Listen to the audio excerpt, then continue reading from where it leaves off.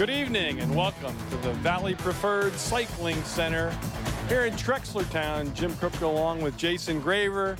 And we've got the velodrome.com International Sprint 2.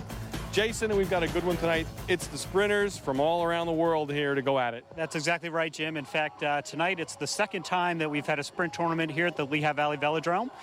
The first time, Alberto Chiappa won that event. Tonight, look for Andy Lakatosh, Ben Barczewski, the local riders. Last time they made a little mistake. We'll see how they do tonight. And it's not only single riders we're going to see going against one another, but at the end of the night, there's a team challenge going on, and that's going to be a good one. A team sprint. We're going to have 3 guys on the track doing 1 lap. Very exciting. It's the first time this year that we've seen this at the Velodrome. So we'll be back with all those sprints from the Valley Preferred Cycling Center after this break.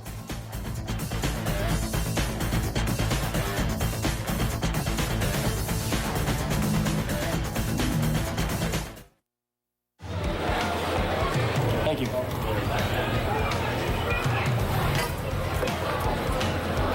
I have 2 tickets for August 15th, please? You know it's Cole Hamels night, right? Oh. The Reading Phillies pay tribute to all-star lefty Cole Hamels as the first 2,000 kids 14 and under get a Cole bobblehead on Wednesday, August 15th. Plus, youngsters can play catch on the field before the game as part of Wednesday Kids Night. Sorry, we're not allowed to serve minors.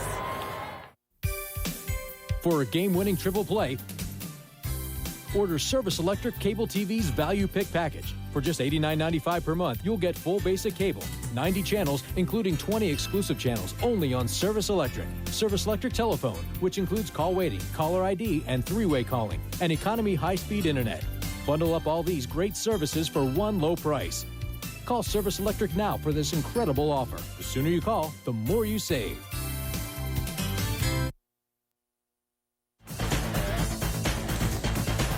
And welcome back to the Valley Preferred Cycling Center. We are here with the junior men elite finals, and Jason, they're set down there to go on the track. And that's right. On the track right now, we have Joseph Veloci from Canada. He was our top qualifier for the juniors this morning, and he is racing William Lampy from Canada. So a pair of Canadians here in this semifinal Heat 1, and Jason, they can't afford to leave the screen tonight because it's all sprints, and there's not a lot of time in there once these cyclers get going. That's right. This is a 2-lap race. And the rule here is you must lead, the rider that is leading, he must lead for the first half lap. And he must do that at the minimum of a walking pace. But it looks like these guys are going a little bit faster than a walking pace. And hanging out now, an advantage here, top of the track. I notice this time they're both top of the track, actually. Nobody's going to try to come down on another rider. And they'll probably circle around at the top of the track here for the first lap at least. They want to use the banking to kind of slingshot their way down to the bottom of the track. That'll give them a little bit more speed. They'll be able to pick up the sprint. You can see them there. They go down the track, picking up the speed. William Lampy there leading it out. A good camera shot there. Some nice close work. And again, Joe Veloci here from Canada coming over the top. He was the top qualifier, the fastest guy on the day.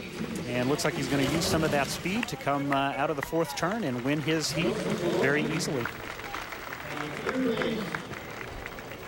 So we have our winner of the first heat there. Veloci is going to take it. You see there number 183 in the bright yellow and black cycling outfit. A nice cool night out here at the Cycling Center. And here's a look at that finish. And here we go again. Joe Veloci from Canada. Again, the fastest guy today. Easily comes over the top, puts his head down a little bit there with that funky helmet he's got on there, looks back, and just make sure he's got enough distance there to win this race. And a good job by both players. Now, obviously, he's choosing that helmet on his own. Feels it must give him some kind of an edge, I would guess. I would think so. Maybe a little bit more aerodynamic. I don't think I've ever seen a helmet quite like that used in the sprints like this. Maybe in a pursuit or an individual race against the clock, but never a sprint tournament like this.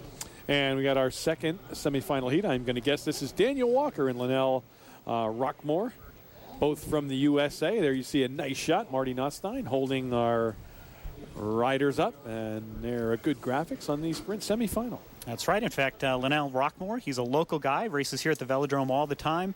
Unfortunately, well, he had to beat one of his best friends, Epps Harris, to get into the quarterfinals here. Those two guys train a lot together, spend a lot of time together, and unfortunately they were paired up to race.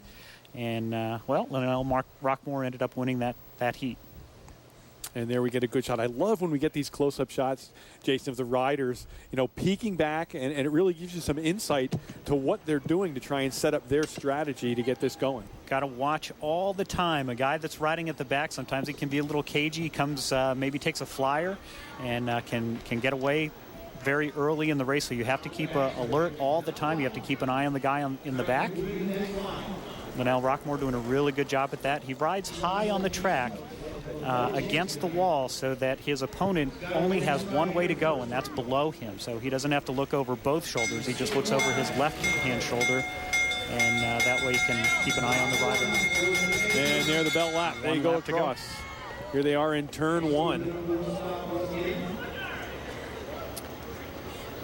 Another rule in this race is once you enter the sprinter's lane, which starts right there, the red line around the track, once you enter that as the first rider, you can't come out of that lane. You can't impede the progress of the rider behind you. And looked like a pretty good race there, nice and clean. And Dan Walker from the United States ends up winning that heat. And there you go. We've seen it time and time again out here at the Cycling Center. Rockmore, Jason, leading almost that whole race and just waiting in the wings as Walker, and when he makes his move, it gets him to the end.